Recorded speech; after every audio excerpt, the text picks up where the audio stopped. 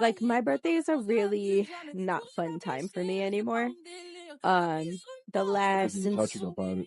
yeah, so April 8th, 2023, in my world was my last actual birthday. And that's because on the 2nd of that month, my grandmother passed. I had no choice. Unfortunately, the doctors at the hospital messed up, and I had to tell them to take my grandmother off life support. And that was right before my birthday. And I already knew something bad was going to happen. I had that feeling in my gut because ever since I was 15 years old, my first memory could be the week of my birthday. I would always have something bad happen. So in 2023, the Thursday before that birthday, let's see, what day was it? I just want to look at it to see.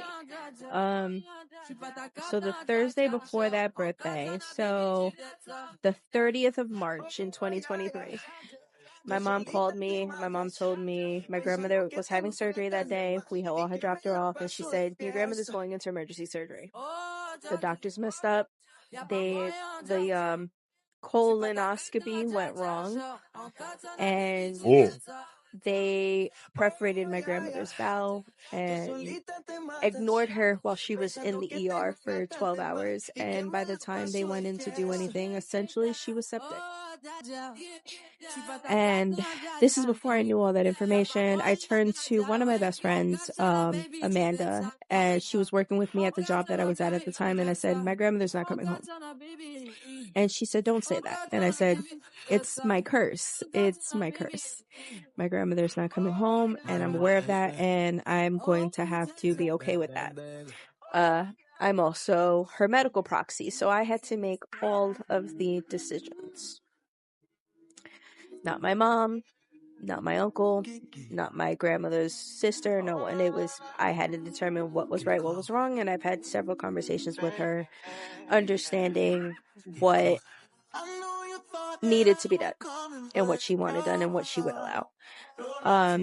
But yeah, we got to the hospital. I spent 4 days in that hospital, and we finally, on April 1st, we got the phone call from the doctor. We're all in the parking lot of the hospital, and it was 10 minutes into the next surgery that was supposed to hopefully bring her back. 10 minutes in, they pretty much told us that they opened her up and there was nothing else they could do. I had to gather all of my friends and family that were in that parking lot with me and tell them, hey, let's go home. It's going to be a while. When I already knew I had to go home and then tell everyone that she wasn't coming home. And then I remember my mom asking, and we were all talking about it, and she was like, let's do her service on Saturday. I instantly started crying and laughing at the same time. Oh, I'm tearing up. I'm tearing up right now. That. Yeah. So I instantly started laughing and crying at the same time because I'm like, does anyone in the room understand what day that is? Everyone didn't realize it was my birthday. And I had no choice. I had family. I had people that were there from other states. Wow, I'm in tears. Ooh, sorry, chat. I'm so sorry. I don't talk about it much, so I'm in tears right now. And it's leading up to it, so. But take your time. I really did. I laughed, I cried, and I was like, can't pick any other day. My sister, even as much of the human she is, because me and my sister are very much attached to each other, she was like, let's do it on my birthday. And I was like, I'm absolutely not doing that to you. We also had family that came from out of state and all that stuff. So it was the only next logical day was unfortunately my birthday. So I had to go through the whole thing. I went with my mom through everything, making all the decisions, deciding what needed to happen, including even paying for it, of saying goodbye to my grandmother. And Yeah. I try sometimes to look at that day as full circle. The day I met her, and then the day that I had to say goodbye. But it's very hard to see it that way. Because she was like, if anyone knew me prior to her passing, like, you knew, like, that was my person. Like, that was my all and everything. So saying goodbye to her on my birthday changed the day. Which fucking sucks.